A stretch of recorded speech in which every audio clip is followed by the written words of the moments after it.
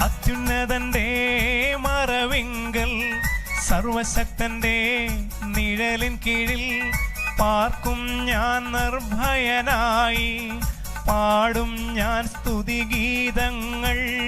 അത്യുന്നതന്റെ മറവിങ്കൽ സർവശക്തന്റെ നിഴലിൻ കീഴിൽ പാർക്കും ഞാൻ നിർഭയനായി, പാടും ഞാൻ സ്തുതിഗീതങ്ങൾ. സർവശക്തന്റെ കരങ്ങളിലേക്ക് നമ്മളെ പൂർണ്ണമായി സമർപ്പിച്ചുകൊണ്ട് ഈ വേളകളിൽ നമുക്ക് പ്രാർത്ഥിച്ചുകൊണ്ടിരിക്കാം.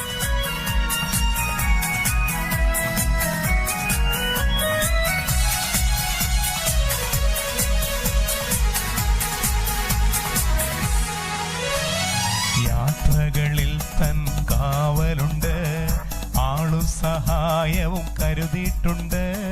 യാത്രകളിൽ തൻ കാവലുണ്ട്, ആളും സഹായവും കരുതിയിട്ടുണ്ട്. ആയുസ്സും ആരോഗ്യവും എൻ ദൈവം എനിക്കു തരും. ആയുസ്സും ആരോഗ്യവും എൻ ദൈവം എനിക്കു തരും. ദൂതന്മാർ എൻ മുൻപിൽ പോകുന്നു, കാര്യം നടത്തി തരുന്നു. ദൂതന്മാർ എൻ മുൻപിൽ പോകുന്നു, കാര്യം നടത്തി തരുന്നു. എപ്പോഴും ദൈവം എന്റെ കൂടെയുണ്ട്, ഇതിൽ പരം ഭാഗ്യമുണ്ടോ? എപ്പോഴും ദൈവം എന്റെ കൂടെയുണ്ട്, ഇതിൽ പരം ഭാഗ്യമുണ്ടോ? അത്യുന്നതന്റെ മറവിങ്കൽ സർവശക്തന്റെ നിഴലിൻ കീഴിൽ പാർക്കും ഞാൻ നിർഭയനായി, പാടും ഞാൻ സ്തുതിഗീതങ്ങൾ. അത്യുന്നതന്റെ മറവിങ്കൽ സർവശക്തന്റെ നിഴലിൻ കീഴിൽ പാർക്കും ഞാൻ നിർഭയനായി, പാടും ഞാൻ സ്തുതിഗീതങ്ങൾ. സങ്കീർത്തനങ്ങൾ 91:15. അവൻ എന്നെ വിളിച്ചപേക്ഷിക്കുമ്പോൾ ഞാൻ അവൻ ഉത്തരമരുളും. അവൻ്റെ കഷ്ടതയിൽ ഞാൻ അവനോട് ചേർന്ന് നിൽക്കും. പ്രിയപ്പെട്ട കുഞ്ഞേ, നീ കർത്താവിനെ വിളിക്കുക, അവിടുന്ന് നിനക്ക് ഉത്തരമരുളും. പരീക്ഷയ്ക്കായി ഒരുങ്ങിക്കൊണ്ടിരിക്കുന്ന ഈ ദിനങ്ങളിൽ നീ ഓരോ നിമിഷവും ദൈവചിന്തയിലായിരിക്കുക, ദൈവത്തെ കൂട്ടുപിടിക്കുക. അവിടുന്ന് നിനക്ക് വിജയം നൽകും. പ്രഭാഷകന്റെ പുസ്തകം 10:5 പറയുന്നു, മനുഷ്യന്റെ വിജയം ദൈവത്തിൻ്റെ കരങ്ങളിലാണ്. അതെ, നമുക്ക് വിജയം നൽകുന്ന ദൈവമാണ്. ആ ദൈവത്തിൻ്റെ കരങ്ങളിലേക്ക് നമ്മുടെ ബുദ്ധിയും ഓർമ്മയും എല്ലാം വിട്ടുകൊടുത്തുകൊണ്ട്, പരീക്ഷകളെല്ലാം സമർപ്പിച്ചുകൊണ്ട് നമുക്കൊന്നു ചേർന്ന് സ്തുതിക്കാം. കരങ്ങൾ ഉയർത്തി സ്തുതിക്കാം. Hallelujah, hallelujah. വിശ്വാസത്തോടെ സന്തോഷത്തോടെ പ്രാർത്ഥിക്കുക. Hallelujah, hallelujah. യേശുവേ, യേശുവേ ആരാധന, യേശുവേ മഹത്വം. Hallelujah, hallelujah, hallelujah, hallelujah, hallelujah. Praise the Lord. നമ്മളുടെ ഗുരുവായ യേശുവിനെ വിളിച്ച് നമ്മുടെ തൊട്ടടുത്തിരുത്തി ഈശോയോട് നമുക്ക് യാചിക്കാം. കർത്താവായ ഈശോയെ, അങ്ങാണ് ഞങ്ങളുടെ ഗുരു, അങ്ങ് ഞങ്ങളെ പഠിപ്പിക്കണം. അങ്ങ് പഠിപ്പിച്ചാൽ ഞങ്ങൾക്ക് എല്ലാമാകുമെന്ന് അറിയാം.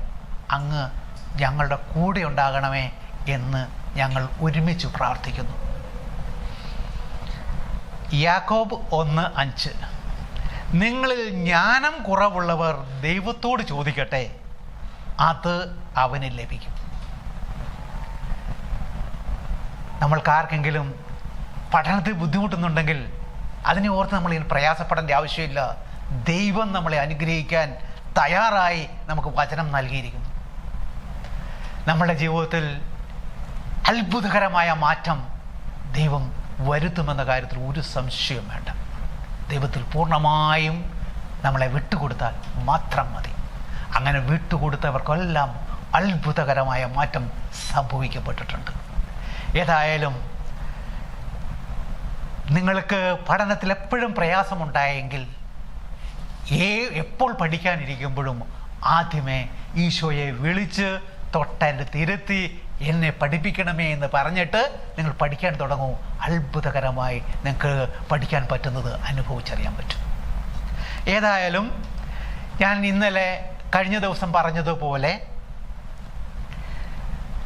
മാത്തമാറ്റിക്സ് എത്ര സിമ്പിളാക്കി മാറ്റാൻ പറ്റും, എത്ര എളുപ്പത്തിൽ പഠിക്കാൻ പറ്റും എന്നതിനെ ആണ് ഇവിടെ സൂചിപ്പിക്കുന്നത്. ഇവിടെ നമ്മൾക്ക് ഒരു ചോദ്യം ഇപ്പോൾ ഒന്ന് എഴുതി വെക്കുക. ഈ ചോദ്യം പഠിപ്പിക്കുക എന്നതല്ല എൻ്റെ ലക്ഷ്യം. എങ്ങനെയാണ് ഒരു പ്രോബ്ലം നാം ചെയ്യേണ്ടത് എന്ന് പഠിപ്പിക്കുകയാണ്. അപ്പം ആ ചോദ്യം ഇതാണ്: how much litres of water can be stored in A conical shaped tank, has slant height 13 centimeter, base perimeter 24 pi meter. വൃത്തസ്തൂപികാകൃതിയിലുള്ള ടാങ്കിൻ്റെ ചെരുവുയരം 13 മീറ്ററും പാത ചുറ്റളവ് 24 പൈ മീറ്ററുമായാൽ ആ ടാങ്കിൽ എത്ര ലിറ്റർ വെള്ളം കൊള്ളും? ഇതാണ് ചോദ്യം. ഇനി ഇങ്ങനൊരു പ്രോബ്ലം കിട്ടിക്കഴിഞ്ഞാൽ നാം സാധാരണ എങ്ങനെയാണ് ഈ പ്രോബ്ലം ചെയ്യുക? നമ്മൾ ചെയ്യുന്നത്, ക്ലാസ്സിൽ ടീച്ചർ ഇതേപോലെ പഠിപ്പിച്ചിരിക്കുന്നൊരു പ്രോബ്ലം എടുക്കുന്നു. ആ പ്രോബ്ലത്തിൽ എങ്ങനെയാണ് ചെയ്തത് അതേപോലെ നമ്മൾ അവിടുത്തെ സംഖ്യകളുടെ സ്ഥലത്ത് വേറെ ഈ പുതിയ ചോദ്യത്തിലെ സംഖ്യകൾ മാറ്റി എഴുതി ക്രിയേറ്റ് ചെയ്യുന്നു. ഇങ്ങനെ ഇനിമേൽ നിങ്ങൾ മാത്തമാറ്റിക്സ് ചെയ്യരുത്. അങ്ങനെ ചെയ്യുന്ന വ്യക്തികൾക്ക് ഒരിക്കലും മാത്തമാറ്റിക്സ് അവർക്ക് നന്നാവില്ല. അവർ മാത്തമാറ്റിക്സ് ഏറ്റവും പ്രയാസകത്തിൽ തന്നെ മുന്നോട്ട് പോകും. അതുകൊണ്ട് സാർ ഇനി പറയാൻ പോകുന്ന കാര്യങ്ങൾ വളരെ ശ്രദ്ധയോടെ കേൾക്കണം. അത് സ്റ്റെപ്പ് ബൈ സ്റ്റെപ്പായിട്ട് ചെയ്യണം. അപ്പോൾ ഇവിടെ ഒരു പ്രോബ്ലം ചെയ്യുന്നതിന് ഞാൻ ഉപയോഗിക്കുന്ന മെത്തേഡിന് പറയുന്ന പേരാണ് ഗസ്റ്റ് മെത്തേഡ്.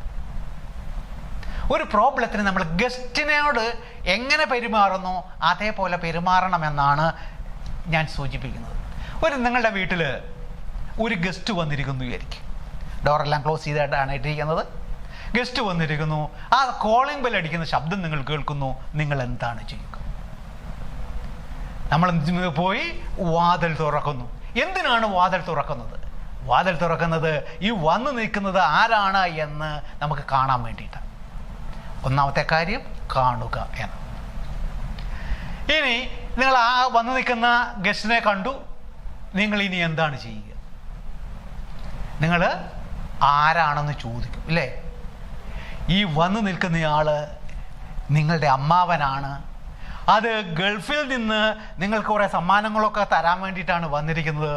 ഈ അമ്മാവനോട് നിങ്ങൾ ചോദിക്കുക ആരാണ് എന്ന് ചോദിച്ചാൽ അമ്മാവൻ ഇഷ്ടപ്പെടുവോ? അമ്മാവൻ പറയും, എനിക്ക് വഴിതെറ്റിയതാണ്, ഞാൻ അപ്പുറത്തെ വീട്ടിൽ പോകേണ്ടതായിരുന്നേ എന്ന് പറഞ്ഞ് ചിലപ്പോൾ അമ്മാവൻ പിണങ്ങിപ്പോയെന്ന് വരും. അതുകൊണ്ട് ഈ വന്നു നിൽക്കുന്നത് ആരാണ് എന്ന് അങ്ങോട്ട് ചോദിക്കാതെ നമുക്കറിയണം. അത് വളരെ പ്രധാനപ്പെട്ട അടുത്ത കാര്യമാണ്. ഇനി അത് ആരാണെന്ന് പറഞ്ഞാൽ ഈ വന്നു നിൽക്കുന്നത് ആരാണെന്ന് അറിയണമെങ്കിൽ നമുക്ക് 3 കാര്യങ്ങൾ അറിഞ്ഞിരിക്കണം. അതിലൊന്നാമത്തത് അയാളുടെ പേര് എന്താണെന്ന് അറിയണം, അല്ലേ? അദ്ദേഹത്തിൻ്റെ നമ്മൾ വിളിക്കേണ്ട പേര് എന്താണെന്ന് അറിയണം. ഇതിന് ശേഷം അയാൾ എവിടുന്നാണ് വരുന്നത് എന്നറിയണം. പിന്നെ നമ്മളുമായിട്ടുള്ള ബന്ധം എന്താണെന്ന് അറിയണം. ഈ 3 കാര്യങ്ങൾ നമുക്ക് വളരെ അത്യാവശ്യമായിട്ട് അറിയണം. ഏതൊക്കെയായിരുന്നു? അയാളുടെ പേരറിയണം, എവിടുന്നാണ് വരുന്നതെന്നറിയണം, നമ്മളുമായിട്ടുള്ള ബന്ധം അറിയണം. അങ്ങനെ അറിയാമെങ്കിൽ നമ്മൾ എന്താണ് ചെയ്യുക? വന്നിരിക്കുന്നത് ആരാണെന്ന് അറിയാം. അയാളെ വിളിച്ച് നമ്മൾ റൂമിനുള്ളിലേക്ക് കയറ്റുന്നു. അവിടെ സോഫയിൽ അദ്ദേഹത്തിനെ ഇരുത്തുന്നു. ഇനി നമുക്ക് പ്രോബ്ലത്തിലേക്ക് വരാം. ഇത് തന്നെയാണ് പ്രോബ്ലത്തിൻ്റെ കാര്യത്തിലും നടക്കേണ്ടത്. ഒന്നാമത്തെ കാര്യം എന്തായിരുന്നു പറഞ്ഞത്? വാതിൽ തുറന്ന് നമ്മൾ കണ്ടു. കാണുക എന്നതാണ്. ഇവിടെയും നമ്മൾ കാണണം. ഇവിടെ എന്താണ്? 13 സെന്റിമീറ്റർ ചെരുവുയരമുള്ള ചുറ്റളവ് 24 പൈയുള്ള ഒരു കോണിക്കൽ ഷേപ്പ്ഡ് വൃത്തസ്തൂപികാകൃതിയിലുള്ള ഒരു ടാങ്ക്. വെള്ളം ഒഴിച്ചു വെക്കാനുള്ള ടാങ്ക്. അതെങ്ങനെയായിരിക്കുന്നതെന്ന് എന്ന് മനസ്സിൽ കാണണം. ആ ടാങ്ക് ഇങ്ങനെ മനസ്സിൽ കാണണം. കാണാൻ പറ്റുന്നില്ല എങ്കിൽ എന്ത് ചെയ്യണം? അതിൻ്റെ ചിത്രം വരയ്ക്കണം. ചിത്രം വരച്ച് നോക്കണം. അപ്പം ഇതാണ് നമ്മൾ ആദ്യം ചെയ്യേണ്ടത്, കാണുക എന്നത്. ചിത്രം വരച്ച് അത് അടയാളപ്പെടുത്തണം. ഇനി ഈ വന്ന് നിൽക്കുന്നത് ആരാണ് എന്ന് തിരിച്ചറിയണം. തിരിച്ചറിയണമെങ്കിൽ 3 കാര്യങ്ങൾ വേണമല്ലോ. ഏതൊക്കെയാണ്? പേരെന്ന് പറഞ്ഞാൽ എന്താണ് കണ്ടുപിടിക്കേണ്ടത്? ഇവിടെ എന്താണ് കണ്ടുപിടിക്കുക? കണ്ടുപിടിക്കേണ്ടത് അതാണ് പേര്. ഇവിടെ എന്താണ് കണ്ടുപിടിക്കേണ്ടത്? ചോദ്യത്തിൽ പറഞ്ഞിരിക്കുന്നതാണ് എത്ര ലിറ്റർ വെള്ളം കൊള്ളും ഈ ടാങ്കിൽ. നോക്കുമ്പോൾ നമ്മൾ അങ്ങനെയൊന്നും പഠിച്ചിട്ടേയില്ല. പക്ഷെ ഒരു കാര്യം മനസ്സിലാക്കണം, നിങ്ങൾ അത് ഒരു ചാപ്റ്റർ പഠിക്കുന്ന സമയത്ത് ആ ചാപ്റ്ററിൽ പഠിപ്പിച്ചതല്ലാതെ മറ്റൊന്നും പരീക്ഷയ്ക്ക് ചോദിക്കില്ല. പക്ഷെ ചോദ്യം കാണുമ്പോൾ നമ്മൾ കണ്ടിട്ടേ ഇല്ലാത്ത ചോദ്യമാണെന്ന് ചിലപ്പം തോന്നിയേക്കാം. പക്ഷെ നമ്മൾ പഠിപ്പിച്ചിട്ടുള്ളത് മാത്രമേ ചോദിക്കൂ. അപ്പം അതുകൊണ്ടാണ് അടുത്ത സ്റ്റെപ്പ് എവിടുന്ന് വരുന്നു എന്ന് പറഞ്ഞാൽ ഏത് ചാപ്റ്ററിൽ നിന്ന് വരുന്നു, ഏത് ചാപ്റ്ററിൽ നിന്ന് വരുന്നു എന്ന് നോക്കുന്നു. ഏത് ചാപ്റ്ററിൽ നിന്നാണ് ഇത് വരുന്നത്? ഇത് ഘനരൂപങ്ങൾ, സോളിഡ്സ്, അത് പഠിച്ചിട്ടുള്ള ആ ചാപ്റ്ററിൽ അത് നിങ്ങൾ പല പേരിലായിരിക്കും അറിയപ്പെടുന്നത്. നിങ്ങൾ ഏത് പേരിലാണോ പഠിച്ചത് ആ ചാപ്റ്റർ നിങ്ങൾ മനസ്സിൽ ഒന്ന് പറയണം. പറഞ്ഞു കഴിഞ്ഞാൽ അതിൽ നിങ്ങൾ കുറഞ്ഞ കാര്യങ്ങളെ പഠിച്ചിട്ടുള്ളൂ, ഇല്ലേ? ആ ചാപ്റ്ററിൽ കുറച്ച് കാര്യങ്ങളെ പഠിച്ചിട്ടുള്ളൂ. ഈ സോളിഡ്സ് അല്ലെങ്കിൽ ഘനരൂപങ്ങളിൽ എന്തൊക്കെയായിരുന്നു നിങ്ങൾ കാണാൻ പഠിച്ചിട്ടുള്ളത്? 1 വോളിയം കാണാൻ പഠിച്ചു, വ്യാപ്തം കാണാൻ പഠിച്ചു. പിന്നെ 2 ഏരിയ കാണാൻ പഠിച്ചു, വിസ്തീർണം കാണാൻ പഠിച്ചു. അത് അതിൻ്റെ പ്രതല വിസ്തീർണമായിരിക്കാം, സർഫസ് ഏരിയ ആയിരിക്കാം. നിങ്ങൾക്ക് ഇങ്ങനെ 2 കാര്യങ്ങൾ മാത്രമേ ആ ചാപ്റ്ററിൽ കാണാൻ നമ്മൾ പഠിച്ചിട്ടുള്ളൂ. ഏതൊക്കെയാണ്? 1 വോളിയം, മറ്റൊന്ന് ഏരിയ. വ്യാപ്തവും പ്രതല വിസ്തീർണവും. ഇതാണ് നമ്മൾ കാണാനായിട്ട് പഠിച്ചിട്ടുള്ളൂ. ഇതിലേതാണ് ഈ ചോദ്യത്തിൽ കാണേണ്ടത്? ഇത് നമ്മൾ നോക്കിയാൽ മതി. അപ്പം ഇതിൻ്റെ അകത്ത് അപ്പം ടാങ്ക് മനസ്സിൽ കാണുന്നു. ആ ടാങ്കിൽ നിറച്ചും വെള്ളം ഒഴിച്ചു വെച്ചിരിക്കുന്നു. ആ വെള്ളത്തിൻ്റെ അളവാണ് നമുക്ക് കാണേണ്ടത് എന്ന് പറഞ്ഞാൽ എന്തായിരിക്കും? ഉത്തരം കിട്ടിയില്ലേ? എന്താ? വോളിയം, വ്യാപ്തമാണ്. അപ്പോൾ നമ്മൾക്ക് പേര് കിട്ടി. പേരെന്താ? വോളിയം അല്ലെങ്കിൽ വ്യാപ്തം. ഏത് ചാപ്റ്ററിൽ നിന്നാണ് വരുന്നതെന്ന് നമ്മൾ നോക്കിയായിരുന്നു. ഏത് ചാപ്റ്ററിൽ നിന്നാണ്? ഘനരൂപങ്ങളിൽ നിന്നാണ്. ഇനി അടുത്ത ചോദ്യം, അടുത്തത് എന്തായിരുന്നു? ബന്ധം. എന്താണ് ബന്ധം? ബന്ധം എന്നത് ഫോർമുലയാണ്. ഫോർമുല. അപ്പം ഫോർമുല ഈ വോളിയം കണ്ടുപിടിക്കാൻ ഈ വൃത്തസ്തൂപിക ആകൃതിയിലുള്ള ഈ ടാങ്കിൻ്റെ വോളിയം കണ്ടുപിടിക്കാനുള്ള ഫോർമുല നമ്മൾ എഴുതണം. അതിൻ്റെ അകത്ത് വോളിയം എന്നതിൻ്റെ ആദ്യാക്ഷരമായ വി എഴുതിയാൽ മതി, അല്ലെങ്കിൽ വോളിയം എന്ന് എഴുതാം, വ്യാപ്തം എന്ന് എഴുതാം. അത് വലിയ ലെങ്തിൽ എഴുതണ്ട, ഏറ്റവും ഷോർട്ടായിട്ട് എങ്ങനെ എഴുതാവോ അങ്ങനെ നിങ്ങൾ എഴുതിയാൽ മതി. അപ്പം വ്യാപ്തം വോളിയം സമം ഫോർമുല എഴുതണം. ഫോർമുല നമ്മൾ പഠിച്ചിരിക്കണം. ഫോർമുല നമ്മൾ ബൈഹാർട്ടാക്കിയിരിക്കണം. നമുക്ക് ഇതിന് ശേഷം എങ്ങനെ ഫോർമുല ബൈഹാർട്ടാക്കാം എന്നുകൂടി ഞാൻ അവതരിപ്പിക്കുന്നതാണ്. അപ്പോൾ അതിന് ഈ ഫോർമുല എടുത്ത് എഴുതുന്നു. 1/3 πr²h ഫോർമുല എഴുതി. അപ്പം ഇതിൽ നമ്മൾ ഇനി ഗസ്റ്റിലേക്ക് വരാം. ഗസ്റ്റിനെ നമ്മൾ വിളിച്ച് എവിടെ കൊണ്ടിരുത്തി? ഇപ്പം സോഫയിൽ കൊണ്ടിരുത്തി കഴിഞ്ഞു. വോളിയം സമം 1/3 πr²h എന്ന് എഴുതി കഴിഞ്ഞു. ഇപ്പോൾ നമ്മൾ ഈ ഒരു ഗസ്റ്റ് വന്നാൽ പ്രധാനമായി ഉപയോഗിക്കുന്ന 2 മുറികളാണ്. ഏതൊക്കെയാണെന്നറിയാവോ? ഒന്ന് ഡ്രോയിങ് റൂം അല്ലെങ്കിൽ സ്വീകരണ മുറി എന്ന് പറയാം. രണ്ടാമത്തെ റൂം ഏതാ? അടുക്കളയാണ്. ഇതിൽ ഏത് റൂമായിരിക്കണം ഏറ്റവും നീറ്റായിരിക്കേണ്ടത്? സ്വീകരണ മുറിയോ? സ്വീകരണ മുറി പോലെ തന്നെ നീറ്റായിരിക്കണം അടുക്കളയും. അക്കാര്യം മറന്നു പോയത്. ഇനി എന്ത് ചെയ്തു? ഈ ഗസ്റ്റിന് നമ്മൾ സ്വീകരണ മുറിയിലിരുത്തി. അടുക്കളയിൽ എന്തൊക്കെയായിരിക്കും സംഭവിക്കുക? ഇപ്പം ഗസ്റ്റ് ഇവിടെ വന്നിരിക്കുന്നു. ഇരുന്ന് കഴിഞ്ഞ് സംഭാഷണത്തിൻ്റെ ഇടയിൽ ഗസ്റ്റ് ഒരു കാര്യം ചെയ്യും. ഗസ്റ്റ് കൊണ്ടുവന്ന അവിടുത്തെ പിള്ളേർക്ക് കൊടുക്കാൻ വേണ്ടി കൊണ്ടുവന്ന ഒരു പാക്കറ്റ് ഉണ്ടല്ലോ, ഈ പാക്കറ്റ് പിള്ളേരുടെ കയ്യിലോട്ട് കൊടുക്കും. ഈ പാക്കറ്റ് കിട്ടിക്കഴിഞ്ഞാൽ പിള്ളേർ ചെയ്യുന്ന ഒരു കാര്യമുണ്ട്, എന്ത് ചെയ്യും? ഇതുകൊണ്ട് അവർ ഓടും. എങ്ങോട്ട് ഓടും? അടുക്കളയിലേക്ക് ഓടും. അടുക്കളയിൽ ഓടിച്ചെന്ന് അവിടുത്തെ ടേബിളിൻ്റെ മുകളിൽ വെച്ചിട്ട് ആ ഓരോ പാക്കറ്റ് എടുത്ത് അതിൻ്റെ മൂലയൊന്ന് പൊട്ടിച്ചു നോക്കും. എന്തിനാ മൂല പൊട്ടിച്ചു നോക്കുന്നത്? ഇതിലെ കാര്യങ്ങൾ, ഇതിൻ്റെ ഉള്ളിൽ എന്താണുള്ളത് എന്നറിയാൻ വേണ്ടി. ഇത് തന്നെയാണ് ഈ പ്രോബ്ലത്തിലും നമ്മൾ ചെയ്യേണ്ടത്. ഇവിടെ ഈ ഗസ്റ്റ് കൊണ്ടുവന്നിരിക്കുന്നത് കുറേ സംഖ്യകളാണ്. ഈ സംഖ്യകൾ എടുത്തിട്ട് നമ്മൾ അടുക്കളയിൽ കൊണ്ടുവെക്കണം. ഏതൊക്കെയായിരുന്നു സംഖ്യകൾ? ഒരു 13 ഉണ്ട്, പിന്നത്തെ എത്രയുണ്ട്? ഒരു 24 പൈ ഉണ്ട്. ഇനി നമ്മൾ പിള്ളേർ ചെയ്ത പോലെ ഈ പാക്കറ്റിൻ്റെ ഒന്ന് പൊളിച്ചു നോക്കണം. എന്നിട്ട് ഇത് എന്നതാണെന്ന് അറിയണം. എന്താണ് 13? അന്നേരമാണ് ചോദ്യത്തിൽ നോക്കി അറിയാം. അതെന്തായിരുന്നു? സ്ലാൻഡ് ഹൈറ്റ് ആണ്, ചെരുവുയരമാണ്. ചെരുവുയരം സ്ലാൻഡ് ഹൈറ്റ് എന്ന് എഴുതരുത്. അതിനെ നമ്മൾ സൂചിപ്പിക്കുന്ന അക്ഷരം മാത്രമേ എഴുതാവൂ. ഏതായിരുന്നു അക്ഷരം? അത് എൽ ആണ്, അല്ലേ? അപ്പം എൽ സമം 13. ഇനി 24 പൈ പൊളിച്ചു നോക്കി. എന്തായിരുന്നത്? അത് 2 ഫോർമുല, അക്ഷരം ഫോർമുല ഏതായിരുന്നു? 2 പൈ ആർ. അപ്പം 2 പൈ ആർ സമം 24 പൈ എന്ന് കിട്ടി. ഗസ്റ്റിനോട് അവിടെ ഇരിക്കുന്നു സമയത്ത് നമ്മൾ എന്ത് ചെയ്തു? അടുക്കളയിൽ പോയി ചായ ഉണ്ടാക്കി നന്നായിട്ട് പഞ്ചസാരയിട്ട് അതുകൊണ്ട് ഗസ്റ്റിന് കൊടുക്കുന്നു. അപ്പം ഗസ്റ്റ് പറയുകയാണ്, ഞാൻ ഡയബറ്റിക്കാ, ഞാൻ ഈ പഞ്ചസാര ഇട്ടത് കഴിക്കൂല എന്ന് പറഞ്ഞാൽ എന്ത് സംഭവിക്കും? വീണ്ടും നമ്മൾ ചായ ഉണ്ടാക്കേണ്ടായി വരും. ഈ ബുദ്ധിമുട്ട് നമുക്ക് ഒഴിവാക്കായിരുന്നു എന്ത് ചെയ്തിരുന്നെങ്കിൽ ആദ്യമേ ഗസ്റ്റിനോട് എന്താ വേണ്ടത് എന്ന് ചോദിച്ചിരുന്നെങ്കിൽ. ഇവിടെയും നമ്മൾ ഗസ്റ്റിനോട് എന്താ വേണ്ടത് എന്ന് ചോദിച്ചിട്ടും മാത്രമേ നമ്മളത് കണ്ടുപിടിക്കാൻ പോകാവൂ, അത് ഉണ്ടാക്കാൻ പോകാവൂ. ഇവിടെ ഗസ്റ്റിന് വേണ്ടത് പൈ വേണം, അത് നമ്മുടെ കയ്യിലുണ്ട്. പിന്നെ വേണ്ടത് 6 വേണം, 6 കണ്ടുപിടിക്കണം. പിന്നെ വേറെ എന്താ വേണ്ടത്? എച്ച് വേണം, അതും നമ്മൾ ഉണ്ടാക്കണം. അപ്പോൾ അവിടെ 6 കണ്ടുപിടിക്കാൻ വേണ്ടി 2 പൈ ആർ സമയം 24 പൈ എന്നുണ്ട്. അതിൻ്റെ അകത്തിലെ 2 പൈ നേരെ സമത്തിനപ്പുറത്തേക്ക് കൊണ്ടുപോകുന്നു. ആ സമയത്ത് എന്ത് കിട്ടും? 24 പൈ ബൈ 2 പൈ. അത് ക്രിയേറ്റ് ചെയ്താൽ 12. അപ്പോൾ R 12 എന്ന് കിട്ടി, 12 എന്ന് കിട്ടി. ഇനി എന്ത് കണ്ടുപിടിക്കണം? എച്ച് കണ്ടുപിടിക്കണം. എച്ച് കണ്ടുപിടിക്കാൻ അവിടെ നമ്മൾക്ക് മട്ടത്രികോണമുണ്ട്, റൈറ്റ് ആംഗിൾ ട്രയാങ്കിൾ ഉണ്ട്. റൈറ്റ് ആംഗിൾ ട്രയാങ്കിളിലെ ഹൈറ്റാണ് എച്ച്. അത് കണ്ടുപിടിക്കാൻ ഫോർമുല നമ്മൾ പഠിച്ചിട്ടുണ്ട്. എച്ച് സമം √L² - R². ഫോർമുല ഓർമ്മയുണ്ടാവണേ.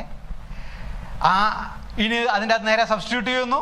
നമുക്കിത് കിട്ടി √13² - 12² = 5. ആ കാൽക്കുലേറ്റ് ചെയ്തു. ഇനി അപ്പം ഗസ്റ്റിന് വേണ്ട സാധനങ്ങളെല്ലാം നമ്മൾ ഉണ്ടാക്കി കഴിഞ്ഞു. ഇനി എന്ത് ചെയ്യണം? ഇതെല്ലാം ഗസ്റ്റിന് കൊണ്ട് കൊടുക്കണം.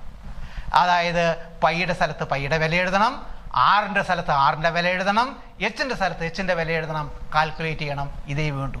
അപ്പം നമ്മുടെ നേരെ വിലകൾ എഴുതി അതിനുശേഷം അത് കാൽക്കുലേറ്റ് ചെയ്യുന്നു. അപ്പം നമ്മൾക്ക് ഇവിടെ അങ്ങനെ കാൽക്കുലേറ്റ് ചെയ്തപ്പം കിട്ടിയത് 753.6 മീറ്റർ ക്യൂബ് എന്നാണ് കിട്ടിയത്. പക്ഷെ ചോദ്യത്തിൽ പറഞ്ഞിരിക്കുന്നത് എത്ര ലിറ്റർ വെള്ളം കൊള്ളുന്ന. അപ്പം എന്ത് ചെയ്യണം? ഈ ആൻസറിനെ നമ്മൾ എന്തിലേക്ക് മാറ്റണം? ലിറ്ററിലേക്ക് മാറ്റണം. ലിറ്ററിലേക്ക് കൺവേർട്ട് ചെയ്യണം. അപ്പോൾ അത് സമം അതിനെ ലിറ്ററിലേക്ക് കൺവേർട്ട് ചെയ്യാം. മീറ്റർ ക്യൂബിനെ 1000 കൊണ്ട് മൾട്ടിപ്പിൾ ചെയ്യുന്നു. അപ്പോൾ നമുക്ക് എത്ര കിട്ടി?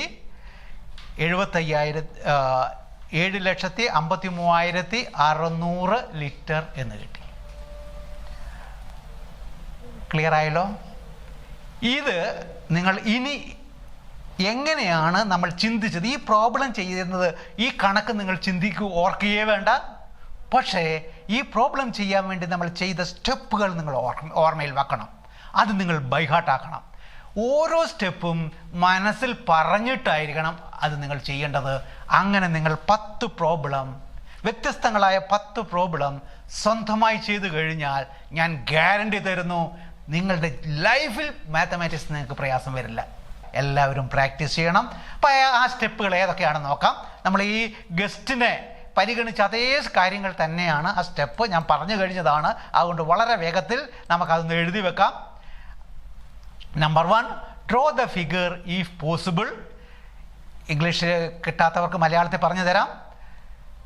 ചിത്രം വരയ്ക്കാൻ പറ്റുമെങ്കിൽ ചിത്രം വരയ്ക്കുക. Number 2, from where it comes, എവിടെ നിന്ന് വരുന്നു, ബ്രാക്കറ്റിൽ എഴുതിക്കോ, ഏത് ചാപ്റ്ററിൽ നിന്ന് വരുന്നു. Number 3, what we want to find, എന്താണ് കണ്ടുപിടിക്കേണ്ടത്. What we want to find, അത് പ്രത്യേകിച്ച് ഓർക്കണം. നമ്മൾ പഠിച്ചത് മാത്രം, ആ ചാപ്റ്ററിൽ എന്താണോ പഠിച്ചത് അത് മാത്രം ചോദ്യത്തിലുണ്ടാവും. അതിലെന്താണ് കണ്ടുപിടിക്കേണ്ടതെന്നാണ് നോക്കേണ്ടത്. Number 4, what is the method or formula for it, അത് കണ്ടുപിടിക്കാനുള്ള മെത്തേഡ് അല്ലെങ്കിൽ ഫോർമുല എന്താണ്. ചിലതിൽ ഫോർമുല ഉണ്ടാകില്ല, അത് മെത്തേഡ് ആയിരിക്കും ഉണ്ടാകുക. ആ മെത്തേഡ് മനസ്സിൽ പറഞ്ഞിട്ട് അതിനനുസരിച്ച് ചെയ്യണം. ഫോർമുല ചിലതിൽ ഫോർമുല ഉണ്ടാവും. ഇപ്പം ഫോർമുല ഉണ്ടെങ്കിൽ എന്ത് ചെയ്യണം?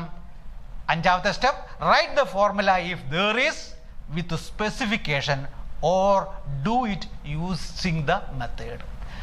ഫോർമുല ഉണ്ടെങ്കിൽ ആ ഫോർമുല എടുത്തെഴുതണം. അതെന്ത് സ്പെസിഫിക്കേഷൻ, അതായത് വോളിയം ആണോ ഏരിയ ആണോ ഏതാണ് എന്ന് കൃത്യമായി. ചില ആൾക്കാർ വെറുതെ πr²h എന്നും പറഞ്ഞിട്ട് എഴുതിയിട്ട് അങ്ങ് ചെയ്യാനായിട്ട് തുടങ്ങും. അങ്ങനെ എഴുതരുത്. അതെന്താണ് എന്ന് എഴുതിയിട്ട് തന്നെയായിരിക്കണം എഴുതേണ്ടത്. അതെന്താണെന്ന് സ്പെസിഫൈ ചെയ്ത് തന്നെയായിരിക്കണം ചെയ്യേണ്ടത്. ഇനി അതല്ല, ഫോർമുല ഇല്ലെങ്കിൽ അത് ചെയ്യേണ്ട മെത്തേഡ് ഉപയോഗിച്ചിട്ട് തന്നെ ചെയ്യണം. അതുകൊണ്ട് ഫോർമുല ഇല്ലാത്തത് പ്രോബ്ലങ്ങൾ ചെയ്യേണ്ടത് എങ്ങനെയാണെന്ന് ആ മെത്തേഡ് നിങ്ങളുടെ വാചകത്തിൽ എഴുതി വെക്കുന്ന ശീലം ഉണ്ടാക്കണം. ദെൻ നെക്സ്റ്റ് 6ാമത്തെ point, what are the values given, write it. ചോദ്യത്തിൽ ഏതൊക്കെ വിലകളാണ് തന്നത് എന്നത് കണ്ടുപിടിക്കുന്നു. അത് നമ്മൾ വർക്ക് ഏരിയയിൽ കൊണ്ടുപോയിട്ട് അല്ലെങ്കിൽ അടുക്കളയിൽ കൊണ്ടുപോയിട്ട് എഴുതി വെക്കുന്നു. വിത്ത് ലെറ്റേഴ്സ് ഓർ ഫോർമുല, ഇതിനോടൊപ്പം അതിനെ സൂചിപ്പിക്കുന്ന അക്ഷരങ്ങൾ അല്ലെങ്കിൽ ഫോർമുല ഉൾപ്പെടുത്തിയിട്ടായിരിക്കണം അത് എഴുതേണ്ടത്. അതിനുശേഷം what are the values of letters not given, find it. നമ്മൾ ആദ്യത്തെ ഫോർമുലയിൽ നോക്കി ഏതൊക്കെ അക്ഷരങ്ങളുടെ വിലകളാണ് നമുക്ക് ഇല്ലാത്തത് എന്ന് നോക്കിയിട്ട് അത് ഇവിടെ വന്ന് അടുക്കളയിൽ വന്നിട്ട് നമ്മൾ കണ്ടുപിടിക്കണം. അതിനുശേഷം number 8, substitute all the values of letters in the formula and calculate. എല്ലാ ഫോർമുലയിലുള്ള എല്ലാ അക്ഷരങ്ങളുടെ വിലയും കിട്ടിക്കഴിഞ്ഞാൽ അതെല്ലാം ആ ഫോർമുലയിൽ കൊണ്ടുവന്ന് അക്ഷരങ്ങളുടെ സ്ഥലത്ത് ആ വിലകൾ എഴുതുന്നു, കാൽക്കുലേറ്റ് ചെയ്യുന്നു, ക്രിയേറ്റ് ചെയ്യുന്നു. ദെൻ അവസാനത്തെ step, convert the values in the required scale. ആ വാല്യൂസിനെ നമ്മളുടേതായ സ്കെയിലിലേക്ക്, ചോദ്യത്തിൽ ഏത് അളവിലേക്കാണ് മാറ്റേണ്ടതെന്ന് പറഞ്ഞിട്ടുള്ളത് ആ അളവിലേക്ക് മാറ്റി എഴുതണം. ഇതാണ് ഈ 9 സ്റ്റെപ്പ്. ഈ 9 സ്റ്റെപ്പ് കൃത്യമായി ഓരോ കണക്ക് ചെയ്യുമ്പോഴും ഓരോ സ്റ്റെപ്പും മനസ്സിൽ പറഞ്ഞ് നിങ്ങൾ കൃത്യമായി ചെയ്യുക. 10 പ്രോബ്ലം നിങ്ങൾ സ്വന്തം ചെയ്യുക. പിന്നീട് ലൈഫിൽ നിങ്ങൾക്ക് ഒരു സ്ഥലത്തും മാത്തമാറ്റിക്സ് എന്ന വിഷയം പ്രയാസം വരില്ല എന്ന് ഞാൻ ഗ്യാരണ്ടി തരുന്നു. ഓക്കെ, ഇനി ഏറ്റവും പ്രധാനപ്പെട്ട കാര്യമാണ് ഫോർമുല ഓർമ്മിക്കേണ്ടത് എന്നത്. ഫോർമുല ഓർമ്മിക്കാൻ വേണ്ടി അത് നമ്മൾ ബൈ ഹാർട്ട് ആയിട്ടില്ല എങ്കിൽ മാത്തമാറ്റിക്സ് നിങ്ങൾ എത്ര പഠിച്ചാലും ശരിയാവില്ല. ഫോർമുല അതുകൊണ്ട് ബൈ ഹാർട്ടാക്കണം.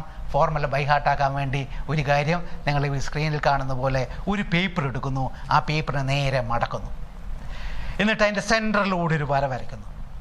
ആ സെൻറ്ററിൻ്റെ ഇടതുവശത്ത് ഇപ്പോൾ നിങ്ങൾ കാണുന്നത് പോലെ ഇടതുവശത്ത് സ്റ്റേറ്റ്മെൻറ്റുകൾ എഴുതുന്നു. Area of rectangle, area of A square, area, ഇങ്ങനെ സ്റ്റേറ്റ്മെൻറ്റുകൾ എഴുതുന്നു. അതിൻ്റെ വലതുവശത്ത് അതിനെ സൂചിപ്പിക്കുന്ന ഫോർമുലകൾ എഴുതുന്നു. ആ ഈക്വൽ സൈൻ ആ ലൈനിൽ തന്നെ വരണം. അതിൻ്റെ വലതുവശത്ത് നമ്മൾ ആ ഫോർമുലകൾ എഴുതുന്നു. ഇങ്ങനെ വളരെ വൃത്തിയായി നിങ്ങൾ ഓരോ ചാപ്റ്ററിനും ഓരോ പേപ്പറിൽ അങ്ങനെ ഈ ഫോർമുല എഴുതി വെക്കണം. എഴുതിയിട്ട് അതിനെ നമ്മൾ നേരെ റിവേഴ്സായി മടക്കണം. ആദ്യം മടക്കിയതല്ല, നേരെ റിവേഴ്സായിട്ട് മടക്കുന്നു. ഈ സമയത്ത് എന്ത് ചെയ്തു, ഒരു സൈഡിൽ നമ്മൾക്ക് സ്റ്റേറ്റ്മെൻറ്റ് കാണും, മറു സൈഡിലാണ് നമ്മൾ ഫോർമുല കാണുക. ഈ സ്റ്റേറ്റ്മെൻറ്റ് നമ്മൾ വായിക്കുന്നു, ഫോർമുല പറഞ്ഞു നോക്കുന്നു, കിട്ടുന്നില്ലെങ്കിൽ പേപ്പർ തിരിച്ച് അത് വായിക്കുന്നു. ക്ലിയർ ആയില്ലേ? ഇത് എല്ലാ ദിവസവും രാവിലെ ഒരു പ്രാവശ്യം നിങ്ങൾ ചെയ്യുക. ഒരു പ്രാവശ്യം ചെയ്യാൻ 1 മിനിറ്റോ 2 മിനിറ്റോ നിങ്ങൾക്ക് ആവശ്യം വരുള്ളൂ. പക്ഷേ എല്ലാ ദിവസവും ചെയ്യണം. അങ്ങനെ നിങ്ങളൊരു 10-15 ദിവസം ചെയ്തു കഴിയുമ്പോൾ നിങ്ങൾക്കൊരു അത്ഭുതം തിരിച്ചറിയും. ഇനി ചില ആൾക്കാർക്ക് ഒരു 21 ദിവസം വരെ അത് വേണ്ടി വരും. ഇത് കഴിയുമ്പോൾ ഈ പേപ്പർ നിങ്ങൾക്ക് കയ്യിലില്ലാതെ തന്നെ ആ പേപ്പർ നിങ്ങളുടെ മനസ്സിൽ തെളിഞ്ഞു വരും. ആ പേപ്പറിൽ നിങ്ങൾക്ക് മനസ്സിൽ കണ്ടുകൊണ്ട്, ആ പേപ്പറിൽ മനസ്സിൽ കണ്ടുകൊണ്ട് അത് നിങ്ങൾക്ക് വായിക്കാൻ കിട്ടും. ആ വായിച്ചിട്ട് നിങ്ങൾക്ക് ഫോർമുല പറയാനായിട്ട് പറ്റും. ഇങ്ങനെ ഒന്ന് പ്രാക്ടീസ് ചെയ്യണം. എല്ലാ ചാപ്റ്ററിലെയും ഫോർമുലകൾ ഇങ്ങനെ നിങ്ങൾ പ്രാക്ടീസ് ചെയ്യുക. അങ്ങനെ നിങ്ങൾക്ക് മനസ്സിൽ കണ്ടുകൊണ്ട് വായിക്കാനായിട്ട് പറ്റുന്നുണ്ട്, ഈ ഫോർമുല പറയാൻ കിട്ടുന്നുണ്ടെങ്കിൽ നിങ്ങൾക്ക് ആഴ്ചയിൽ പിന്നെ 1 പ്രാവശ്യം വെച്ച് ചെയ്താൽ മതി. ഓക്കെ, അങ്ങനെ ഫോർമുല തറവാകണം. അത് തറവായെങ്കിൽ മാത്രമേ മാത്തമാറ്റിക്സ് എളുപ്പമാവുകയുള്ളൂ. അതുകൊണ്ട് ഒരു ലോഭവും അതിൻ്റെ അകത്ത് വരുത്തരുത് എന്ന കാര്യം ഓർമ്മിപ്പിക്കുന്നു. ഇനി നമുക്ക് അതിപ്രധാനപ്പെട്ട അടുത്ത പോയിന്റിലേക്ക് പോകാം. പരീക്ഷയെക്കുറിച്ചിട്ടാണ്. ഇതിങ്ങനെയൊക്കെ പഠിച്ചു. നിങ്ങൾക്ക് നിരവധി ടെക്നിക്കുകളുണ്ട് ഇതേപോലെ ഉള്ളത്. പക്ഷേ നമുക്കത് ഇവിടെ മുഴുവൻ അവതരിപ്പിക്കാനായിട്ട് സമയമില്ല. ഇനി നിങ്ങൾക്ക് ഈ ടെക്നിക്കുകൾ കൂടുതൽ കാര്യം അറിയണമെന്നുണ്ടെങ്കിൽ ഇപ്പം തോമസ് പന്തപ്ലാക്കൽ എന്ന യൂട്യൂബ് ചാനലിൽ ഒന്ന് സെർച്ച് ചെയ്ത് കഴിഞ്ഞാൽ ഇതിൻ്റെ ഒത്തിരി വീഡിയോകൾ ഞാൻ അപ്ലോഡ് ചെയ്തിട്ടുണ്ട്. നിങ്ങൾക്ക് അത് എടുത്ത് നോക്കാവുന്നതാണ്. നിരവധി അനവധി ടെക്നിക്കുകൾ അതിൻ്റെ അകത്ത് കൊടുത്തിട്ടുണ്ട്. അത് ഉപയോഗിക്കാം. ഇല്ലെങ്കിൽ ഞാൻ എഴുതിയ ഓർമ്മയുടെ പൊരുൾ എന്നൊരു പുസ്തകമുണ്ട്. ആ പുസ്തകത്തിലും ഈ കാര്യങ്ങളെല്ലാം, ഇത് മാത്രമല്ല നിരവധി കാര്യങ്ങളുണ്ട്, അത് കൊടുത്തിട്ടുണ്ട്. അത് നിങ്ങൾക്ക് വായിക്കാവുന്നതാണ്. ഇനി നമുക്ക് പരീക്ഷയ്ക്ക് വേണ്ടിയുള്ള തയ്യാറെടുപ്പാണ്. പരീക്ഷയ്ക്ക് ഇതേപോലെ നിങ്ങൾ പഠിക്കുന്നു. നിങ്ങൾ ഞാൻ പറഞ്ഞല്ലോ, ഈ സ്റ്റഡി നോട്ട് ഉണ്ടാക്കി പഠിക്കാൻ വേണ്ടിയിട്ട് അധിക സമയമൊന്നും വേണ്ട. നിങ്ങൾക്ക് ഒരു ദിവസം കൊണ്ട് തന്നെ നിങ്ങൾക്ക് ഇത് 3 പ്രാവശ്യം റിവിഷൻ ചെയ്യാനായിട്ട് പറ്റും സ്റ്റഡി നോട്ട് ഉണ്ടാക്കി കഴിഞ്ഞാൽ. അതായത് ഒരു പുസ്തകം മുഴുവൻ. അതുകൊണ്ട് ഇത് പഠനം വളരെ സിമ്പിളാവും. ആദ്യത്തെ കുറച്ച് ദിവസമായി മാത്രമേ നിങ്ങൾക്ക് പ്രയാസകരമാവുകയുള്ളൂ. അത് കഴിഞ്ഞാൽ പിന്നെ ഇത് വളരെ സിമ്പിളായി മാറ്റപ്പെടും. അത് നിങ്ങൾ ചെയ്യണം. അങ്ങനെ നിങ്ങൾ പഠിച്ചു കഴിഞ്ഞാൽ എങ്ങനെയാണ് പരീക്ഷ എഴുതേണ്ടത്, പരീക്ഷയ്ക്ക് എങ്ങനെയാണ് ഉത്തരങ്ങൾ കറക്റ്റായിട്ട് നിങ്ങൾക്ക് എഴുതാനായിട്ട് പറ്റുക എന്നതിൻ്റെ ഒരു ടെക്നിക്കും കൂടിയാണ് ഇനി അവതരിപ്പിക്കുന്നത്. അപ്പം ഇവിടെ ഇത് ശ്രദ്ധയോടെ കേൾക്കണം, അത് കൃത്യമായി പാലിക്കപ്പെടണം. അപ്പം ആദ്യം പരീക്ഷയുടെ, പ്രത്യേകിച്ച് പരീക്ഷ ദിവസങ്ങളിൽ നിങ്ങൾ മറ്റുള്ളവരോട് അധികം സംസാരിക്കരുത്. നിങ്ങൾ കമ്പൈൻ സ്റ്റഡി നടത്തരുത് പരീക്ഷാ ദിവസങ്ങളിൽ. അല്ലാത്ത സമയങ്ങൾക്ക് നിങ്ങൾക്ക് ചെയ്യാം, പക്ഷേ പരീക്ഷാ ദിവസങ്ങളിൽ കമ്പൈൻ സ്റ്റഡി നടത്തരുത്. നിങ്ങൾക്ക് അധികം സംസാരം നടത്തരുത്. ഇനി പരീക്ഷയുടെ അരമണിക്കൂർ മുമ്പ് സംസാരം പൂർണ്ണമായും നിർത്തുക. പിന്നീട് ആരോടൊന്നും സംസാരിക്കരുത്. ഇനി ആരെങ്കിലും ഇങ്ങോട്ട് അത്യാവശ്യമായിട്ട് ചോദിച്ചിട്ടുണ്ടെങ്കിൽ 1-2 വാക്കിൽ ഉത്തരം പറഞ്ഞ് അവസാനിപ്പിക്കുക. പരീക്ഷയുടെ 10 മിനിറ്റ്, അരമണിക്കൂർ മുമ്പാണ് സംസാരം പൂർണ്ണമായും നിർത്താൻ പറഞ്ഞത്. ഇനി 10 മിനിറ്റ് മുമ്പ് പഠനം പൂർണ്ണമായി നിർത്തുക. പലരും ഏറ്റവും കൂടുതൽ പഠിക്കാൻ ശ്രമിക്കുന്നൊരു സമയമാണ് ഈ 10 മിനിറ്റ് മുമ്പ്. പക്ഷെ നിങ്ങളത് വേണ്ട. നിങ്ങൾക്ക് മൈൻഡ് ശാന്തമാക്കാനുള്ള സമയമാണ്. അതുകൊണ്ട് പരീക്ഷയുടെ 10 മിനിറ്റ് മുമ്പ് പഠനം പൂർണ്ണമായി നിർത്തുക. സാധിക്കുമെങ്കിൽ 1 ഗ്ലാസ് തണുത്ത വെള്ളം കുടിക്കുക. അതിനുശേഷം ശാന്തമായി ഹാളിൽ കയറിയിരിക്കുക. ശാന്തമായി ഹാളിൽ കയറി ഇരുന്നിട്ട് ഒരു പ്രാർത്ഥന നിങ്ങൾ സ്വയം ചൊല്ലണം. ആ പ്രാർത്ഥന ഇപ്പോൾ നിങ്ങൾക്ക് സ്ക്രീനിൽ കാണാം. ഈ പ്രാർത്ഥന ഇതേ വാചകം വേണമെന്നില്ല, നിങ്ങൾക്ക് സ്വയമായി ഇതേപോലെ ഒരു പ്രാർത്ഥന നടത്തണം. ആ പ്രാർത്ഥന ഇതാണ്: സർവശക്തനായ എൻ്റെ ദൈവമേ, എന്നെ പൂർണ്ണമായും അങ്ങേക്ക് സമർപ്പിക്കുന്നു. എൻ്റെ കഴിവിൻ്റെ പരമാവധി ഞാൻ ശ്രമിച്ചിട്ടുണ്ട്. അധ്വാനിക്കുന്നവർക്ക് ഫലം നൽകുന്ന അങ്ങ് എൻ്റെ അധ്വാനത്തിനും ഫലം തരുമെന്ന് ഞാൻ വിശ്വസിക്കുന്നു. ഇനി അങ്ങയുടെ ഇഷ്ടം എന്നിൽ നിറവേറട്ടെ. അതിനുശേഷം നിങ്ങൾ പരീക്ഷ എളുപ്പമാകാൻ വേണ്ടി പ്രാർത്ഥിക്കരുത്. കാരണം പരീക്ഷ അല്പം പ്രയാസകരമാകുന്നതാണ് നിങ്ങൾക്ക് കൂടുതൽ മാർക്ക് കിട്ടാൻ നല്ലത്.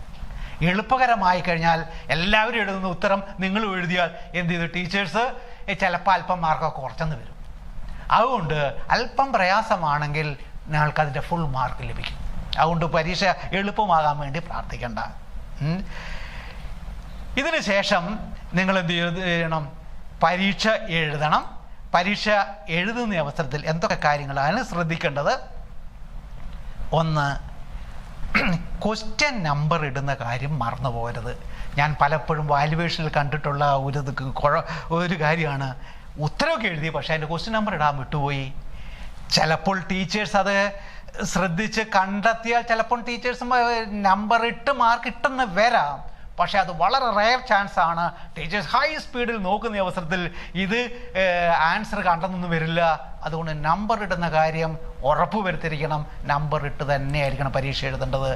അടുത്തത് വളരെ പ്രധാനപ്പെട്ട കാര്യമാണ് ടൈം ഫോർ എ ക്വസ്റ്റ്യൻ. ഒരു ചോദ്യത്തിന് എത്ര സമയം ഉപയോഗിക്കാമെന്ന് നേരത്തെ തീരുമാനിച്ചു വെക്കണം. പലരും ചെയ്യാത്തൊരു കാര്യമാണ്. ആ സമയത്തിനുള്ളിൽ തന്നെ ആ പരീക്ഷ എഴുതണം. അത് കണ്ടുപിടിക്കാനുള്ള മാർഗം ടോട്ടൽ മാർക്ക് എത്രയാണെന്ന് നോക്കുക. ആ പരീക്ഷയ്ക്ക് എത്ര മാർക്കാണ്? ചിലപ്പോൾ 80 മാർക്കായിരിക്കാം, ചിലപ്പോൾ 120 മാർക്കായിരിക്കാം, ചിലപ്പോൾ 60 മാർക്കായിരിക്കാം. എത്രയായിക്കോട്ടെ, അത്ര മാർക്ക്, ആ മാർക്കിനെ ടോട്ടൽ ടൈമിനെ, ഇനി ടൈം എടുക്കുക, സമയത്തിനെ നമ്മൾ മിനിറ്റാക്കി മാറ്റുക. അപ്പം ചിലപ്പോൾ 150 മിനിറ്റ് ആയിരിക്കാം, ചിലപ്പോൾ 120 മിനിറ്റ് ആയിരിക്കാം, ചിലപ്പോൾ 60 മിനിറ്റ് ആയിരിക്കാം. Time by mark, total time by total mark. അത് എന്നിട്ട് നമ്മൾ അതിനെ അടിയിൽ റൗണ്ട് ചെയ്യുക. ഉദാഹരണത്തിന് ഇപ്പം 2.3 എന്നാണ് കിട്ടിയതെങ്കിൽ അത് 2 എടുക്കുക. മനസ്സിലായില്ലേ? അപ്പം 2 എപ്പോഴും അത് അടിയിലായിരിക്കണം റൗണ്ട് ചെയ്യേണ്ടത്, മുകളിൽ റൗണ്ട് ചെയ്യരുത്. അങ്ങനെ 2.3 കിട്ടി. അപ്പം നമ്മൾ ഒരു ക്വസ്റ്റ്യന്, ഒരു മാർക്കിന് ഉപയോഗിക്കാവുന്ന സമയം 2 മിനിറ്റ് ആണെന്ന് എടുക്കണം. അതിൽ കൂടുതൽ ഒരിക്കലും ഒരു ചോദ്യത്തിന് ഉപയോഗിക്കരുത്. അങ്ങനെ, കാരണം ഒരു ചോദ്യത്തിന് ഒത്തിരി സമയം ഉപയോഗിച്ചാൽ നമുക്ക് കുറേ ചോദ്യത്തിന് ഉത്തരം എഴുതാൻ കിട്ടിയെന്ന് വരില്ല. അതുകൊണ്ട് ആ ടൈമിൽ എഴുതി തീർക്കണം. അതിനു മുമ്പ് വീട്ടിൽ നിന്ന് തന്നെ നമ്മൾ ഓരോ ചോദ്യം എടുത്തിട്ട് ആ ഓരോ സമയത്ത് ഇപ്പം 2 മിനിറ്റ് കൊണ്ട് എത്രമാത്രം എഴുതാൻ പറ്റും, 5 മിനിറ്റ് കൊണ്ട് മാക്സിമം വരുന്ന 5 മിനിറ്റ് കൊണ്ട് എത്ര എഴുതാൻ പറ്റും എന്ന് എഴുതി നോക്കി അത് കണ്ടുപിടിക്കണം. ആ ക്രമത്തിൽ മാത്രമായിരിക്കണം പരീക്ഷയ്ക്ക് എഴുതേണ്ടത്. അങ്ങനെ ആണെങ്കിൽ നിങ്ങൾക്ക് മുഴുവൻ ക്വസ്റ്റ്യനും ആൻസർ ചെയ്യാൻ പറ്റും. എല്ലാ ചോദ്യത്തിനും ആൻസർ ചെയ്യണമെന്ന കാര്യം നിർബന്ധമാണ്. എല്ലാ ക്വസ്റ്റ്യനും ആൻസർ ചെയ്യണം. ഒരു ക്വസ്റ്റ്യനും നമ്മൾ വിട്ടുകളയരുത്. അറിയാവുന്ന ചോദ്യത്തിനും അറിയത്തില്ലാത്ത ചോദ്യത്തിനും ഉത്തരം എഴുതണം. അറിയത്തില്ലാത്ത ചോദ്യത്തിന് എങ്ങനെ ഉത്തരം എഴുതാൻ പറ്റും? അതാണ്. അറിയാവുന്ന ചോദ്യത്തിൻ്റെ പ്രശ്നമില്ല, അറിയത്തില്ലാത്ത ചോദ്യത്തിന് നമുക്ക് എങ്ങനെ ഉത്തരം എഴുതാൻ പറ്റും? അപ്പം അതിന് ചെയ്യേണ്ട, അപ്പം നിങ്ങൾ ചോദ്യം ഇങ്ങനെ വായിച്ചു പോകുന്ന അവസരത്തിൽ അല്ലെങ്കിൽ എഴുതി പോകുന്ന അവസരത്തിൽ ഒരു ക്വസ്റ്റ്യൻ നിങ്ങൾ കണ്ടു, നിങ്ങൾക്കറിയില്ല, ഇനി പഠിച്ചതായിരുന്നു, നിങ്ങൾക്കത് ഓർമ്മയിൽ വരുന്നില്ല. ഈ സമയത്ത് നിങ്ങൾ മൈൻഡിലേക്ക് ഒരു സജഷൻ കൊടുക്കണം. ഇതിൻ്റെ ഉത്തരം എനിക്ക് കിട്ടിയേ പറ്റൂ. There is no other chance. ഇതിൻ്റെ ഉത്തരം എനിക്ക് കിട്ടിയേ പറ്റൂ, മറ്റൊരു മാർഗമില്ല എന്ന് മനസ്സിൽ സ്ട്രോങ് ആയിട്ടൊന്ന് പറയുക. എന്നിട്ടത് പൂർണ്ണമായും മറന്നു കളയുക. അടുത്ത ചോദ്യത്തിന് ഉത്തരങ്ങൾ എഴുതിക്കൊണ്ടിരിക്കുക. ഏതോ ഒരു നിമിഷത്തിൽ പെട്ടെന്ന് നിങ്ങൾക്ക് ഉത്തരം നിങ്ങളുടെ മൈൻഡിൽ സ്ട്രൈക്ക് ചെയ്യും. ആ സ്ട്രൈക്ക് ചെയ്യുന്ന നിമിഷം തന്നെ, അതായത് ആ ചോദ്യത്തിന് ആൻസർ എഴുതാനുള്ള ഗ്യാപ്പ് വിട്ടിട്ടാണെങ്കിൽ ഉടനെ അത് എടുക്കുന്നു, അന്നേരം എഴുതണം. അത് ശാലം കഴിഞ്ഞിട്ടാട്ടെ എന്ന് വിചാരിച്ചാൽ നിങ്ങൾക്ക് കിട്ടിയെന്ന് വരില്ല. അതുകൊണ്ട് അന്നേരം തന്നെ എഴുതണം. പറഞ്ഞ ടെക്നിക്ക് മനസ്സിലായല്ലോ? മനസ്സിലേക്ക് നമ്മളിങ്ങനെ പറയുന്നു, ഇതിൻ്റെ ഉത്തരം എനിക്ക് കിട്ടിയേ പറ്റൂ, മറ്റൊരു മാർഗവുമില്ല എന്ന് പറഞ്ഞിട്ട് അത് പൂർണ്ണമായും മറന്നിട്ടാണ്, അത് വീണ്ടും ചിന്തിച്ചുകൊണ്ടിരുന്നാൽ കിട്ടില്ല, അത് പൂർണ്ണമായും വിട്ടുകളഞ്ഞിട്ടാണ് നമ്മൾ അടുത്ത ആൻസർ എഴുതിക്കൊണ്ടിരിക്കുന്നത്. ഈ സമയത്ത് ഏതോ ഒരു നിമിഷം പെട്ടെന്ന് നമുക്ക് ആൻസർ സ്ട്രൈക്ക് ചെയ്യും. എഴുതിക്കൊണ്ടിരിക്കുന്ന ആൻസർ അവിടെ വെച്ച് നിർത്തുന്നു, നമ്മൾ ഈ ആൻസർ വന്നിട്ട് എഴുതണം. ക്ലിയറായോ? ഇനി ഇതുവരെ കണ്ടിട്ടേ ഉള്ള ചോദ്യമല്ല വന്നിരിക്കുന്നത്, നിങ്ങൾ പഠിച്ചിട്ടേ ഇല്ലാത്ത ചോദ്യമാണ് വന്നിരിക്കുന്നത്. എങ്ങനെ അതിൻ്റെ ആൻസർ എഴുതും? ഉടനെ അത് ചെയ്യാൻ അതിൻ്റെ ഫുൾ മാർക്ക് വാങ്ങണം. അപ്പോൾ 5 മാർക്കുള്ള ചോദ്യമാണ്, 5 മാർക്കും വാങ്ങാൻ എന്താ മാർഗം എന്നുള്ളതാണ് നോക്കുന്നത്. ശ്രദ്ധിച്ച് കേൾക്കണേ. അതിതാണ്, ഈ ചോദ്യം കിട്ടിയാൽ ചോദ്യം നമ്മൾ കെയർഫുള്ളായിട്ടൊന്ന് വായിക്കുക. വായിച്ചു നോക്കിയിട്ട് ഇങ്ങനെ നോക്കുക, ഇത് ഏത് ചാപ്റ്ററിൽ നിന്നാണ് വരുന്നത്. അങ്ങനെ ആ ചോദ്യം വായിക്കുന്ന സമയത്ത് അത് ഏത് ചാപ്റ്ററുമായിട്ടാണ് ബന്ധമുള്ളത് എന്ന് കണ്ടെത്തിയാൽ രക്ഷപ്പെട്ടു. പിന്നെ നമുക്ക് ആൻസർ കറക്റ്റായിട്ട് കിട്ടും. അങ്ങനെ കണ്ടെത്താൻ പറ്റുന്നില്ലെങ്കിൽ ചിലപ്പോൾ അത് ആൻസർ നിങ്ങൾക്ക് എഴുതാൻ പറ്റിയെന്ന് വരില്ല. അപ്പം നിങ്ങൾ ഞാൻ പറഞ്ഞതുപോലെ തന്നെ സ്റ്റഡി നോട്ടൊക്കെ ഉണ്ടാക്കിയിട്ടാണ് നിങ്ങൾ പഠിച്ചതെങ്കിൽ നിങ്ങൾക്കത് കണ്ടെത്താൻ പറ്റും ഏത് ചാപ്റ്ററിൽ നിന്നാണ് ഈ ചോദ്യം വരുന്നതെന്ന്. അങ്ങനെ കിട്ടിക്കഴിഞ്ഞാൽ ഉടനെ ആ ചാപ്റ്ററിൻ്റെ സ്റ്റഡി നോട്ട് ഒന്ന് മനസ്സിൽ പറഞ്ഞു നോക്കുക. പറഞ്ഞു നോക്കിയിട്ട് ആ സ്റ്റഡി നോട്ടിൽ ഈ ചോദ്യത്തിന് ഏതിനോടാണ് ബന്ധം എന്ന് നോക്കുക. ആ സമയത്ത് നിങ്ങൾക്ക് അത് കിട്ടും. ആ കിട്ടിയതിൽ ചോദ്യത്തിൽ പറഞ്ഞിരിക്കുന്ന ആ സമയത്തിനുള്ളിൽ അതിലെ ഏറ്റവും പ്രധാനപ്പെട്ട പോയിന്റുകൾ എഴുതി വെക്കുക. നിങ്ങൾക്ക് ലഭിക്കുന്നത് ഫുൾ മാർക്കായിരിക്കും. അത് അങ്ങനെ ഈ ടെക്നിക്ക് ഉപയോഗിച്ച് നിങ്ങൾ പരീക്ഷ എഴുതുക. അതിനുശേഷം പരീക്ഷ എല്ലാം എഴുതി കഴിഞ്ഞാൽ ഉടനെ ക്വസ്റ്റ്യൻ പേപ്പർ മടക്കുക, ബുക്കിനുള്ളിൽ വെക്കുക. അതിനുശേഷം ഈ ക്വസ്റ്റ്യൻ പേപ്പർ പിന്നീട് നോക്കരുത്. പ്രത്യേകിച്ച് ഫൈനൽ എക്സാമിനേഷൻ ആണെങ്കിൽ നിങ്ങൾ ക്വസ്റ്റ്യൻ പേപ്പർ പിന്നീട് ഡിസ്കസ് ചെയ്യരുത്. നിങ്ങൾ ചെയ്യേണ്ട കാര്യം, ഇനി നിങ്ങൾ വീട്ടിൽ ചെല്ലുന്നു, അമ്മയൊക്കെ ഭയങ്കര ആകാംക്ഷയിലായിരിക്കും അങ്ങനെ പരീക്ഷ എളുപ്പമാണോ എന്നൊക്കെ അറിയാൻ വേണ്ടിയിട്ട്. ഇനി ആ അമ്മ ചോദിച്ച ക്വസ്റ്റ്യൻ പേപ്പർ കയ്യിലേക്ക് കൊടുത്തേക്കുക, അവിടുന്ന് പോയി കളയുക. ഇവിടെ നിൽക്കടി ഇവിടെ എന്ന് പറഞ്ഞിട്ട് അമ്മ വിളിച്ച് വരുത്തുകയാണെങ്കിൽ പറയുക, തോമസ് സാർ പറഞ്ഞിട്ടുണ്ട് പരീക്ഷ കഴിഞ്ഞാൽ ക്വസ്റ്റ്യൻ പേപ്പർ ഡിസ്കസ് ചെയ്യരുതെന്ന്. കാരണം അതുകൊണ്ട് ഒരു ഗുണവുമില്ല, ദോഷമുണ്ട് താനും. എന്താണ് ദോഷം? നമ്മൾ ശരിയാണെന്ന് വിചാരിച്ച് എന്തെങ്കിലും തെറ്റാണെന്ന് നമുക്ക് കണ്ടുപോയാൽ അടുത്ത പരീക്ഷയെ അത് വല്ലാതെ ബാധിക്കും. നമുക്കത് ടെൻഷനായി മാറും, പിന്നീട് നമുക്ക് പഠിക്കാൻ ബുദ്ധിമുട്ടായി മാറും. അതുകൊണ്ട് പരീക്ഷ എഴുതി കഴിഞ്ഞാൽ പിന്നീട് ക്വസ്റ്റ്യൻ പേപ്പർ ഡിസ്കസ് ചെയ്യപ്പെടരുത്. ഡിസ്കസ് ചെയ്യാം, എല്ലാ പരീക്ഷകളും കഴിഞ്ഞ് വേണമെങ്കിൽ നിങ്ങൾക്ക് ഡിസ്കസ് ചെയ്യാം. അതുകൊണ്ട് വലിയ കാര്യമില്ലെങ്കിലും. അപ്പം ഇങ്ങനെയാണ് നിങ്ങൾ പഠിക്കേണ്ടത്. ഇതുപോലെ അനവധി കാര്യങ്ങൾ പറയാൻ ഉണ്ട്. ഇനി നിങ്ങൾക്ക് കൂടുതൽ അറിയാൻ വേണ്ടിയിട്ട് ഞാൻ നേരത്തെ സൂചിപ്പിച്ചതുപോലെ തോമസ് പന്തപ്ലാക്കൽ എന്ന യൂട്യൂബ് ചാനലിൽ നിങ്ങൾ സെർച്ച് ചെയ്യുക. നിങ്ങൾക്ക് മെമ്മറി ടെക്നിക്സിൻ്റെ 9ഓളം ക്ലാസ്സുകൾ അതിൻ്റെ അകത്തുണ്ട്. അതുപോലെ മാത്തമാറ്റിക്സിൻ്റെ 11ഓളം ക്ലാസ്സുകൾ അതിൻ്റെ അകത്തുണ്ട്. നിങ്ങൾക്ക് അത് എടുത്ത് ഉപയോഗിക്കാവുന്നതാണ്. എല്ലാവർക്കും സർവശക്തന് എല്ലാവിധ അനുഗ്രഹം നൽകട്ടെ എന്ന് പ്രാർത്ഥിക്കുന്നു. പരീക്ഷ വിജയം മാത്രമല്ല, ജീവിതത്തിൽ വിജയമുണ്ടാകട്ടെ. സർവശക്തൻ നിങ്ങളോട് ചുറ്റപ്പെട്ടിരിക്കുന്ന എല്ലാവരിലും വലിയ കൃപയൊഴുകട്ടെ. സർവശക്തനായ ദൈവമേ, ഈ മക്കളെ ഞാൻ അങ്ങയുടെ കരങ്ങളിലേക്ക് സമർപ്പിക്കുന്നു. അങ്ങ് ഇവരെ ഏറ്റെടുക്കണമേ. ഇവരായിരിക്കുന്ന സാഹചര്യങ്ങൾ അങ്ങയുടെ അനുഗ്രഹമായി അങ്ങയെ ദർശിക്കാൻ അങ്ങ് ഇവർക്ക് ഇട നൽകണമേ. യേശുവേ സ്തോത്രം, യേശുവേ നന്ദി, യേശുവേ ആരാധന. ഹല്ലേലൂയ.